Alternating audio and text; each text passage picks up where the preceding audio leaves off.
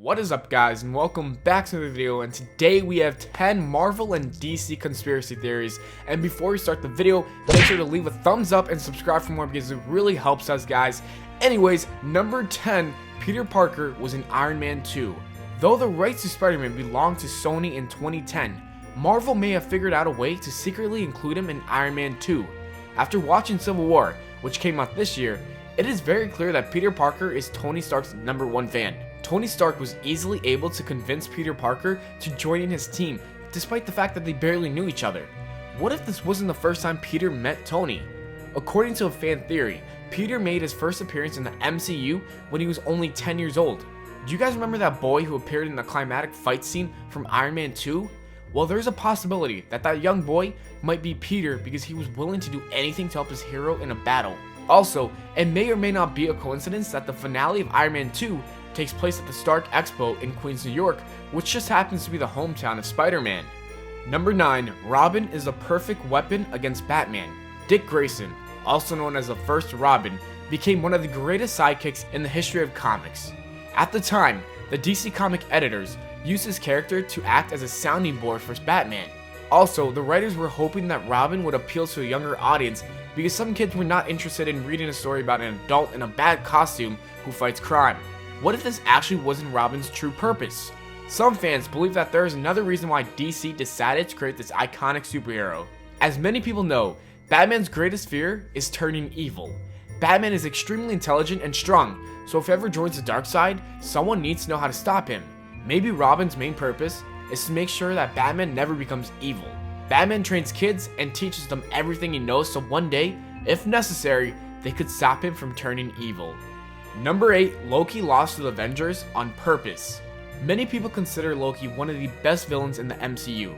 He may not be the strongest character, but his intelligence helps him come up with genius plans. In the ending of the first Thor movie, Loki falls into a black hole and it seems like he's lost forever. Fans soon realize that he actually did not die. Loki just traveled through the vastness of space and met a supervillain named Thanos. He tells Loki that he will let him rule Earth if he helps him find the Tesseract.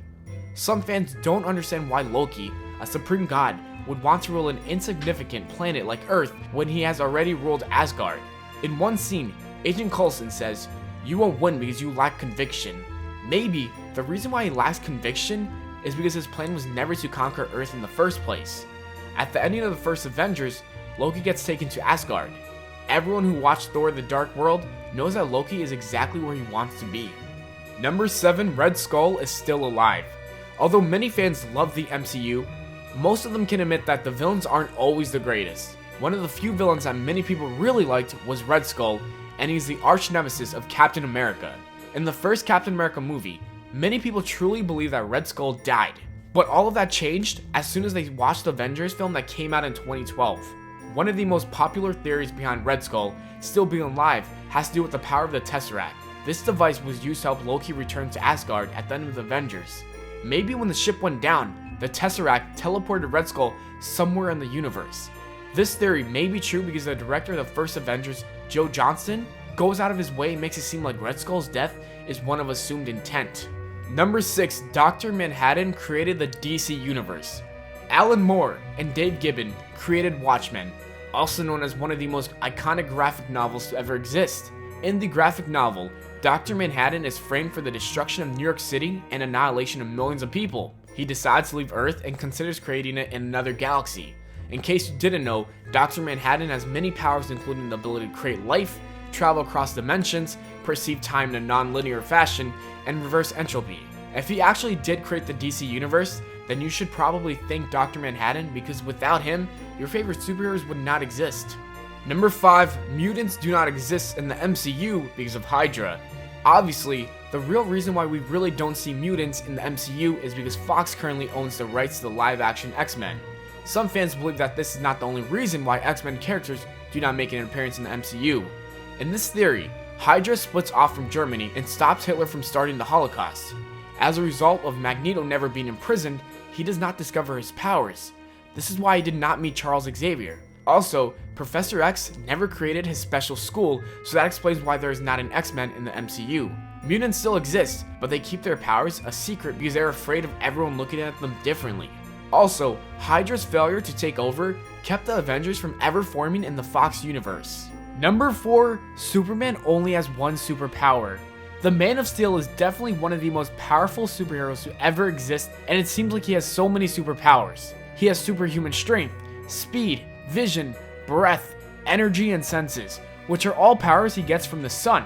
His only weakness is radiation, specifically the rocks from his home world of Krypton. Comic book writers have led people to believe that he has multiple superpowers, but what if that actually isn't true? Maybe Superman only has one superpower, which is telekinesis. This theory may be hard to believe, but it could be possible that he has telekinesis without even knowing it. If he does have this power, then it would explain why he has so many different abilities such as flight and heat vision.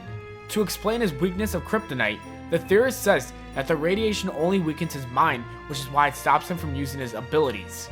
Number 3, Kyle Rayner was responsible for the N-52 reboots. During Barry Allen's trip back to time to prevent his mother's murder, he changed the history of the universe. Since he decided to save his mother, Barry never became the Flash and the Justice League never existed. This one act resulted in the future destruction of the world, which is what caused the formation of the new 52 universe. Some fans actually think that Barry is not responsible for the N-52 reboot. There are a few fans who believe that Kyle Rayner created this new universe by becoming the omnipotent Ion and gaining the power to alter time and reality. Basically, he used his powers to rebuild the Green Lantern Corps and modified the rings. He did all this before the reboot, yet, for some reason his actions still carried over the N-52 universe. Maybe this suggests that Rayner is the one who formed this new universe. Number 2, Stan Lee is the Watcher.